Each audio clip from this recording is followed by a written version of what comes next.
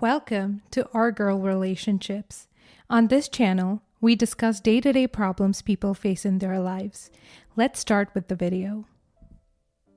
I've lived my whole life within the confines of a happy, healthy little family. A family that is composed of me and my brother being the only children to my loving parents. And certainly not the only family members, as our family is composed of quite a lot of people. Everybody loves and cares about everyone else, and everybody's tight-knit and intertwined as can be with each other. Despite the happy nature of the events that usually hold up most of my life, sadness has assertively and abruptly found a way to creep into my life quite routinely in the past few years. About 3 or 4 years ago, my mother fell ill to cancer. It was very mild and benign to say the least. That was what was said to reside in her body, a minuscule little clot on her breast. Little did we know that that small little fella would end up taking away one of the most precious people that have ever visited this life. The cancer was misdiagnosed and mishandled. That mistreatment and slackness of the doctors that took over her case years ago has led to the endless chain of suffering and pain that my mother has had to endure because of this malignant disease. If I'm being quite frank, my mother's illness has been quite harsh on all of us. Although no one can deny the depressing nature of these events, no one can also deny the fact that my family has never been closer. We had never felt such a need to be present around one another, to a point where we were inseparable and spend most of our days in the hospital waiting for my mother's health to get better. Also, quite honestly, I don't think we've ever actually truly thought to ourselves that my mother was getting better, because the moment things started spiraling downhill, they never stopped. They just kept discovering more cancers everywhere around her body, and everybody just silently agreed upon the fact that it was only a matter of time before she would leave us behind, and we would have to find a way to live with the cruel, harsh world that we were brought into. Nevertheless, despite us expecting and waiting for the inevitable to happen for many years, my mother's death took us by surprise. She spent the last hours and even minutes with her loving family, individually chatting and discussing to every single person she's ever loved in her life, giving them the attention of a person amongst the living, yet silently being greeted through death's doors. Talking about the things she's wanted to do and the things she's regretted, basically just building the perfect ending for herself. And alas, when she left us after many years of struggling to love life and hold on to the pain, my mother didn't fail to leave a smile on all of our faces, even as she took her last few breaths. Her funeral went rather peacefully. Nobody was wailing or crying too harshly. Everybody was quite joyous that her pain and suffering had been done. But it was a devastating, undeniable truth that that day could not be one for celebration, because that day we had lost an angel. And I'm not saying that because she's my mom. She was genuinely one of the fairest, kindest, most loving people that you could ever come across in your life. A few days after the funeral was over, my little family was surprised at supper time when my mother's lawyer came to our doorstep asking to talk to my father. After he was done speaking to my dad, he escorted me and my brother into a private room and surprised us by telling us all about that my mother had written us a will. It cannot come to our surprise that she had written a will because she had been sick, dying for the past few years. So it didn't really faze us that she had written a will. What did faze us, though, is that the contents of the will were somewhat contradictory with what kind of person my mother was in her life. I'd expected that my mother would leave all of her belongings split in 3 parts. 1 part for me, 1 part for my brother, and the last for my dad. But what came to my surprise was that when the lawyer had finally spoken up to read the contents of her will, he told us that my mother had left me her dog and then left all of her belongings, including her car, her apartment downtown, her mother's jewelry, and the money she had saved up in the bank for my brother. I was rather fascinated, as I had basically been left absolutely nothing by my mother. My mother had left me no inheritance other than the dog. I can certainly say she appreciated that dog quite a lot, but it couldn't be fair compared to my dad, who she left absolutely blank nothing. The bias that was shown through her choice of leaving her will was rather questionable, considering the truly fair and equalizing nature which my mother gracefully embraced. Nevertheless, it was no time to sit around and question whether my mother had left me money or not.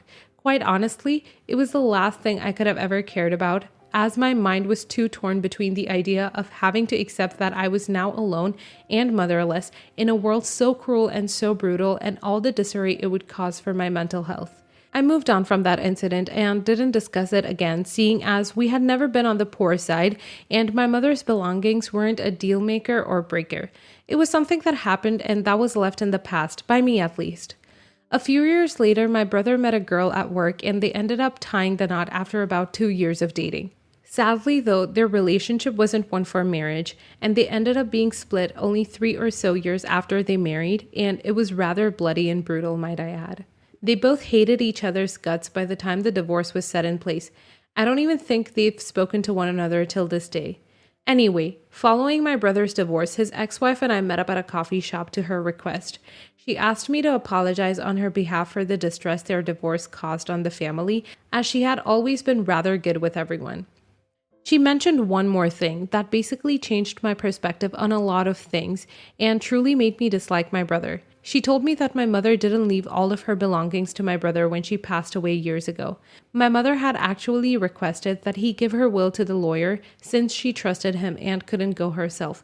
Instead of sending the will to the lawyer, my brother opened it and basically replicated the letters and signatures off it to create another will. A will in which my mother leaves everything to my brother and not the one where she had done the opposite like the original one did. My brother had been really struggling financially at the time and found fraud and lies could get him out of it. I, of course, didn't really believe her words entirely. I even questioned whether it had any truth to it. It kept nagging at my brain until one day I just had to ask my brother to confirm or deny the story. I had no interest in asking him for any of the money or belongings back, as I've grown quite a lot over the years and am in no need for anything in return.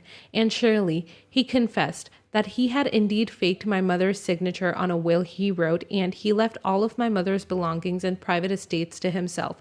He said it was because he needed money to provide for his dying business and fund his studies abroad, but I've barely uttered more than a paragraph to him since that day. It was truly traumatizing.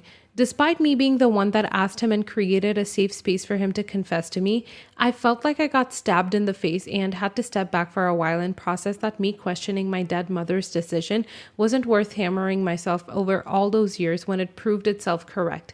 I'm not sure if my relationship with my brother will ever be all right again, but I can safely say that I'll never trust people the same, not even the closest and most trustworthy of them. I don't think there's much room for seeing if you're the good person or the bad one here, but I also don't think you should let your relationship with your brother fall down if it had no direct negative influence on your life. You all clearly love one another and need each other for support and love, and you shouldn't let money and finances ruin that. If you don't need the money or the things your mother was going to split on you, you should probably cut him some slack and let it go by after holding your grounds for a while. You deserve a happy, healthy support system, and the combination of your dad and brother can be just that. So don't let an idea take that away from you. Where's the dad in all of this? I honestly think it's strange that you could let it slip by without fighting for your mother's will and dying wishes.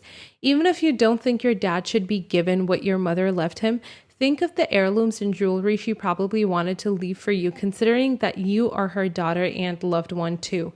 I think the least you can do is hold the silent treatment for a year or so. Your brother needs to understand the gravity and depth of what he did, at least so he never does it again if the chance presents itself. Next story. For starters, I absolutely adore my wife. She's my rock and has been an infallible beacon of light for me this year. I lost my job at the beginning of the year, and when things got tough, she buckled up, got a part-time job to help us stay afloat, and didn't have a single negative thing to say about it all. I finally got back on my feet again and wanted to do something nice for my wife once things settled down. She's a classic girly girl and loves to dress up, go out, etc. We really cut back this year, so when our finances felt stable, I wanted to splurge on something special for her. I bought her a diamond necklace, nothing too extravagant. We just got out of financial straits. I'm not turning around and blowing money I don't have. It's a single solitaire diamond that, in my opinion, was classy and elegant, but something she could wear on the daily. Cue to Thanksgiving dinner, and my wife wears the necklace to dinner. Her sister-in-law, her brother's wife, I'll call her Mary, notices the necklace and compliments my wife on it. My wife happily tells her how it was a surprise, and Mary agrees that it was a super sweet sentiment, compliments me on my choice, and overall the family thought it was a nice gift, especially knowing that we went through hard times. A few days after dinner, I received a text from the brother-in-law calling me an a-hole for using Thanksgiving dinner to show off and make it all about me. He said that I shouldn't have let my wife wear such flashy jewelry to dinner and upstage everyone, and that it was super selfish and conceited of us. I was stunned, to be honest, because the necklace discussion only lasted several minutes, maybe 5 to 10, and the rest of the family only had nice things to say about it. They seemed genuinely happy for me and my wife. I'm starting to feel like an a-hole because it's true that the family isn't incredibly well off, and something like my wife's necklace would be seen as something very luxurious. My brother-in-law says that I'm now putting pressure on him to get his wife something extravagant for Christmas. On the other hand, though, I don't feel like it's really my responsibility to care how brother-in-law feels about a gift I got for my wife, and that if he feels pressure, it's not on me. I don't know, was I the a-hole for talking about the gift during the dinner? Not the a-hole. A lovely gift got lovely compliments at a recent gathering. You didn't roll into dinner with a big sign saying, "Hey, look at my wife's neck." Odds are, brother-in-law's wife has been after him before about giving crappy gifts, and her compliments about your wife's necklace were really aimed at him. Now he's mad because he'll actually have to get her something decent this Christmas. Clearly, you're the a-hole. How could you not have foresight and buy a diamond necklace for everyone that may see your wives like it and may not be able to afford it themselves? If you buy nice jewelry, the rule of thumb is buy at least 15 more to carry in your pockets in case someone else thinks it's nice and can't afford it. Why do you think so many rappers walk around with so many watches on? Next story. I'm 24 female and my sister is 26 female. I've been with my boyfriend Ben, 29, for 3 years. He's a stripper. I always knew because I met him when he was hired at my friend's 21st birthday party. I'm used to women throwing themselves at him. I can live with it because I know that he comes home to me every night and tells me about his day. He has a no-touching rule about the, so it doesn't bother me about what he does. Here's the problem. I'm not in his league and my sister uses this at every turn. He met my family a few months after we met, and she wouldn't stop flirting with him. She kept mentioning that I need to be careful he'll cheat. He came to a Halloween party as Aquaman. He's Samoan with long hair, so he looked the part, and my sister made inappropriate jokes. She'd say things like, "I've got $1 bills in my pocket." It was making him uncomfortable, so we left early.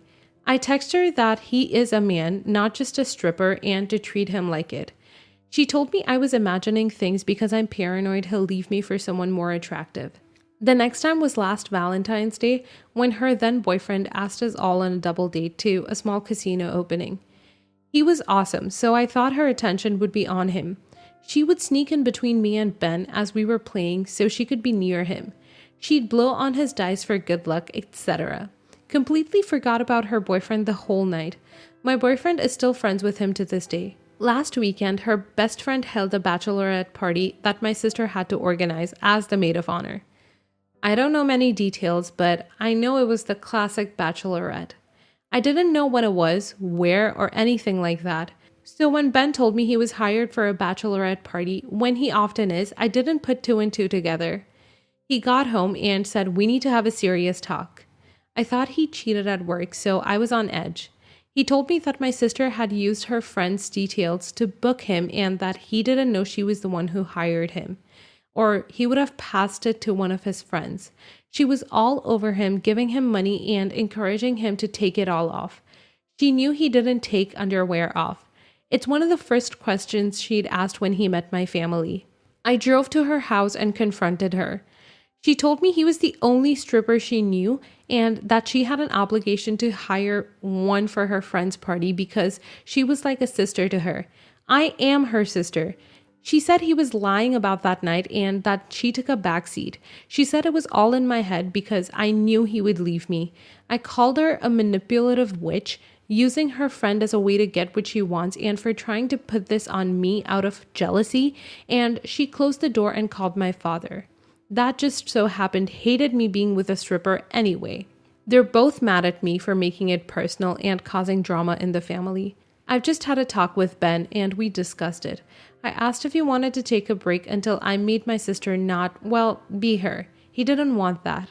I said I would support him taking legal action against her, but he's convinced that being a stripper sets him back already. Not the a-hole. I'd keep your sister away from your relationship, not because it seems like you have to worry about him, but you do have to worry about her and her intentions. Not only that, but she makes both him and you very uncomfortable with her words and actions towards him. She may try and sabotage your relationship by the sounds of how she's already being. Time to separate yourself from her for a while. Not the a-hole. Sounds like time to spend less time with your sister and dear old dad. Your boyfriend sounds fantastic with good boundaries and a strong self-esteem, and you should take a page from his book. He isn't out of your league. He's with you because he wants to be with you, and that's what's most important. Don't subject him or yourself to your sister's bad behavior anymore. She's definitely jealous that she can't stay in a relationship with a decent man due to that glaring, ugly personality of hers. Keep your chin up and your boundaries firmly in place. Next story. My sister started a company last year. I was feeling stifled in my last career path and I wanted to do something different. I jumped in with my sister. It meant a massive pay cut and increase in responsibility. We can live comfortably off his income, so we didn't change our lifestyle at all. I'm learning new things every day. I loved working with my sister. She's smart and talented. There is always a new challenge that we have to solve. I'm doing things that I never imagined I could. The hours are longer, but I love every second of it. We were supposed to go out last week, but I had to cancel because we had an issue with a vendor which needed to be dealt with. I apologized, but he is very upset about it. I've had to prioritize the business a few times before, but he always has been understanding. I usually get back home after he's gone to bed, but he was waiting for me that day. He was stewing and he was really angry. He said I was being an errand girl for my sister and I should realize my own value. He said my job was an absolutely crappy deal for our family as I was gone longer and we made less money. He said he wanted me to quit my job and find something which paid better. I told him that I wouldn't be quitting. I loved what I did and I hated that he was undermining my work. He just stopped arguing with me and said we could talk about it later. I feel like an a-hole because this is literally the first time my husband is this angry and bitter. I've never seen him this upset. He's being very withdrawn and he is purposely working longer hours so we don't really see each other. I feel like I messed up here. My husband is upset and hurt and I don't want to quit at all. Oh boy, do you want to stay married? He's upset that you're working more hours and bringing in less money. That is a very valid complaint from a partner. Basically, you're sacrificing your relationship time and not exchanging it for any benefits. Less money is also less comfort and time in the future. What you're doing with your sister makes you feel great, but that is 100% for you, not your relationship. First off, this is your sister's company. You're working all those extra unpaid hours to benefit her. You should be a partner or work a reasonable amount for what you're paid. But you definitely need to stop pretending that your husband is unreasonable for wanting a marriage. You're the a-hole. As the only wage earner in my family, I would be pretty unhappy if my husband did what essentially sounds like a hobby until after I had gone to bed. You're putting pressure on him to keep earning while not providing your fair share of either money or time. It sounds like you're living a fun life with your sister while he just pays the bills and eats and watches TV alone each evening. I'm going with you're the a-hole.